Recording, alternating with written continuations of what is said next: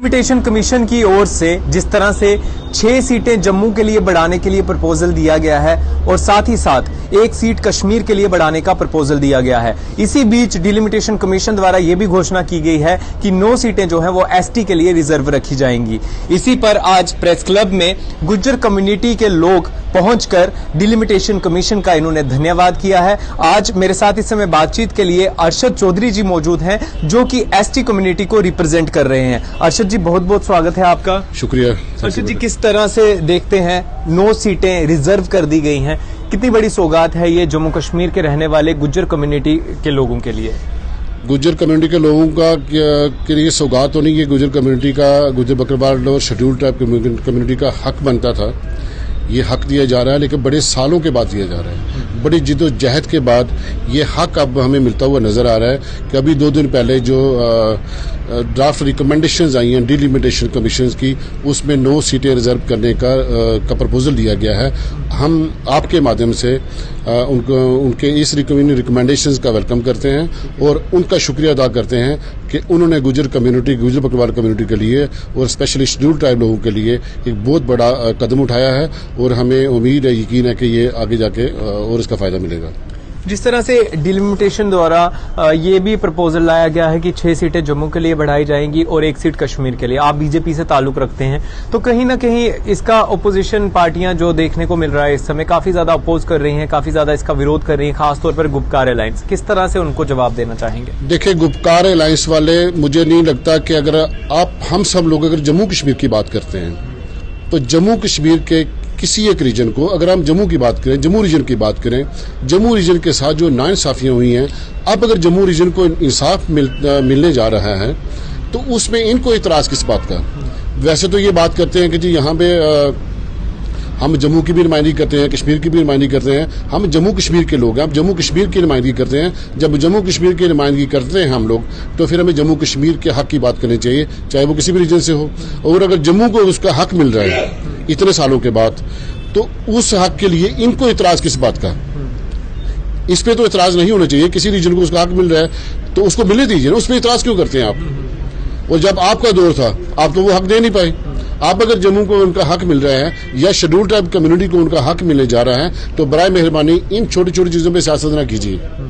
सियासत करने के लिए आपके बड़ी सारी और चीजें मिल जाएंगी। ये तो एक कम्युनिटी को एक फायदा मिलता हुआ नजर आ रहा है, तो इस पे सियासत ना कीजिए। और मेरी यही गुजारिश है सबसे कि जो ये डोल ट्राइब कम्युनिटी है, शेड्यूल ट्राइब कम्युनिटीज हैं, इनको इनका हक मिलने दीजिए, इनको उसका फायदा उठाने दीजिए, ताकि ये भी सोसाइटी में, माशरे में सबके साथ मिलके, ये लोग भी उनके साथ मिलकर चल सकें।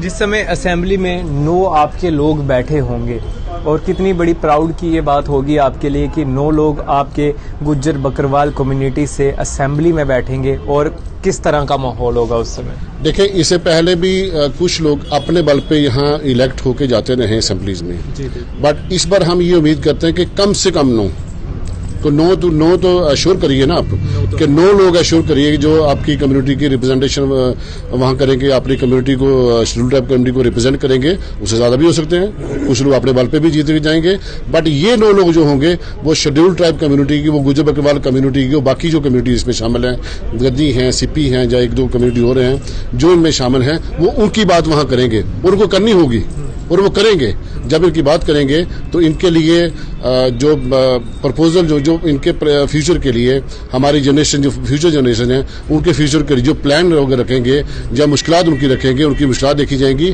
और उनके जो प्लान रखे जाएंगे उन पर भी गौर की जाएगी। चौधरी साहब, आपको क्या लगता था कि क्यों आज तक जो बीती सरकारें रह चुकी हैं, क्यों आज तक वो नाकामयाब रही गुज्जर बकरवाल कम्युनिटी को उनका हक दिलाने के लिए? आखिरकार क्या वजह लगती है कि आज आप सबका सपना जो है वो साकार हो रहा है? देखिए, किसी कम्युनिटी को आगे ले जाने के लिए कुछ फैसले करने की जरूरत होती है, कुछ वो कहते हैं इच्छा शक्ति की जरूरत होती है, कुछ आपके पास एक नीयत की जरूरत होती है, तब फैसले कर पाते हैं। तो मुझे नहीं लगता कि इससे पहले इतना सीरियसली किसी ने गुज्जर कम्युनिटी के बारे में सोचा होगा जितना आज देश के प्रधानमंत्री नरेंद्र मोदी जी ने स्पेशली ये डायरेक्शंस दिए हैं स्टेट गवर्नमेंट्स को कि शेड्यूल ट्राइब लोगों के लिए जो जो उनकी मुश्किलात हैं उनको देखिए और जो जो उनके हक हैं उनको दीजिए। तो इसके लिए कि बड़ी इच्छा शक्ति की जरूरत होती है।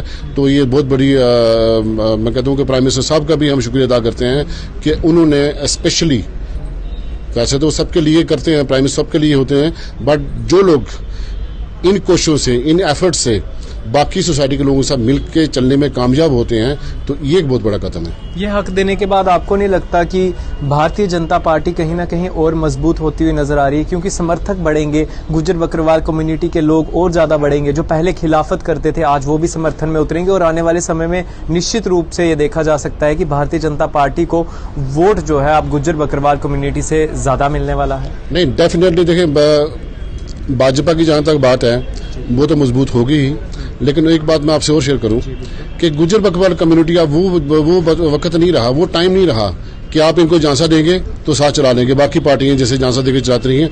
अब वो टाइम नहीं है। अब गुज्जर बकरवाल कम्युनिटी अवेयर हो चुकी है, वो अपने हक के लिए लड़ना जानती है, अपना हक लेना जानती है और हक के लिए लड़ेगी, अपने हक के लिए आगे जाएगी।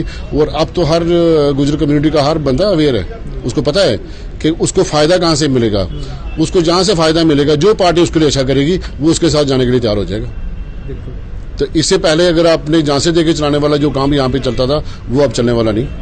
बहुत बहुत शुक्रिया चौधरी साहब आज। Thank you dear, thank you so much. हमारे साथ अरशद चौधरी जी मौजूद थे, एसटी कम्युनिटी को रिप्रेजेंट करते हैं, भारतीय जनता पार्टी के साथ भी जुड़े हुए हैं।